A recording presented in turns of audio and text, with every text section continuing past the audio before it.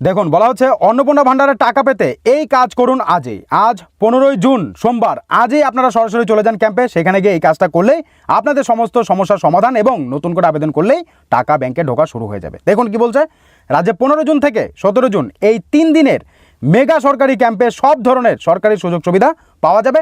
50টিরও বেশি প্রকল্পে আবেদন সরাসরি করতে পারবেন।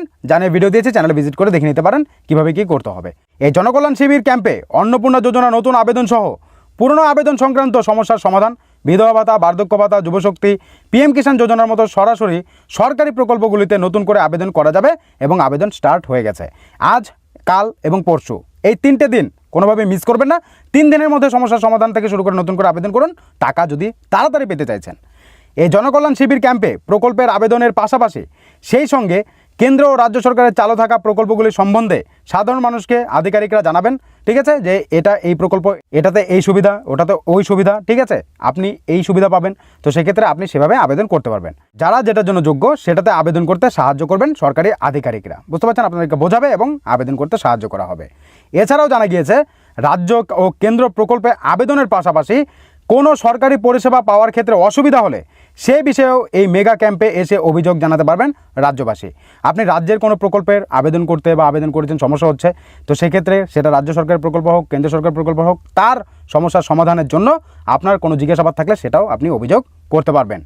যেমন কোনো মহিলা লক্ষ্মী ভাণ্ডার টাকা পেতেন, এবার তিনি অন্নপূর্ণা ভাণ্ডারের টাকা পেতে আবেদন করেছেন, কিন্তু তার আবেদন করার পর টাকা পাওয়া হয়নি বা তার কোনো এসএমএসও আসেনি, অথবা তিনি জানতে পারছেন না তিনি টাকা পাবেন কি পাবেন না। তো এই ক্ষেত্রে অনেকেরই এই সমস্যাটা হয়ে আসছে। অন্নপূর্ণা ভাণ্ডারের জন্য আবেদন করেছে কিন্তু সে টাকা পাবে কিনা কোনো এসএমএস নেই, সে কি করে জানবে? তো কোনো কিছুভাবেই কোনো সমস্যার সমাধান হচ্ছে না বা তিনি টাকাও পাচ্ছেন না। আগে লক্ষ্মী ভাণ্ডার টাকা পেতেন নিয়মিত। তো এক্ষেত্রে এ সংক্রান্ত যে কোনো ধরনের সমস্যার সমাধান করে তাকে সরকারি আর্থ সাহায্যের ব্যবস্থা করে দেওয়া হবে যদি তিনি যোগ্য হয়ে থাকেন। তার জন্য আপনাকে কী করতে হবে? এই ক্যাম্পে চলে যেতে হবে। আপনি যে আবেদন করেছেন বা আবেদন করবেন, তো সেক্ষেত্রে যদি আবেদন করে থাকেন আপনাকে তো একটা রিসিভ কপি দেওয়া হয়েছে, সেটা নিয়ে চলে যাবেন। আর যারা আবেদন করেননি তারা তো নতুন করে আবেদন করবেন, ঠিক আছে? তো যারা আবেদন করেছেন আপনি টাকা পাচ্ছেন না, তো সেক্ষেত্রে আপনি সেই রিসিভ কপি নিয়ে চলে যাবেন। সেখান থেকে কিন্তু আপনি সমস্যার সমাধান করে আসতে পারবেন, ঠিক আছে? তাকে সরকারি অর্থ সাহায্যের ব্যবস্থা করে দেওয়া হবে যদি তিনি যোগ্য হয়ে থাকেন। এরপর তিনিও টাকা পেতে শুরু করবেন সমস্যার সমাধান হতেই, ঠিক আছে? তার জন্য আপনাকে একটু অপেক্ষা করতে হবে। সুতরাং কোনো মহিলা আবেদন করে রেখেছেন, টাকা পাচ্ছেন না, তারা যদি তার সমাধানের জন্য কিছু জানতে চাইলে এই ক্যাম্পে গিয়ে যোগাযোগ করতে পারেন। আপনি আবেদন করে রেখেছেন, টাকা ঢুকছে না আপনার ব্যাংকের অ্যাকাউন্টে, কিন্তু আপনার পাশে টাকা পেয়ে গেছে মানুষ, তো সেক্ষেত্রে আপনি এই সমস্যার সমাধানের জন্য আপনি কিন্তু এই যে জনকল্যাণ শিবির হচ্ছে ব্লকে ব্লকে, সেখানে গিয়ে আপনি যোগাযোগ করতে পারেন। 15 তারিখ, 16 তারিখ এবং 17 তারিখ এই 3টে দিন এই জুন মাসের আপনাদের জন্য সুযোগ রয়েছে।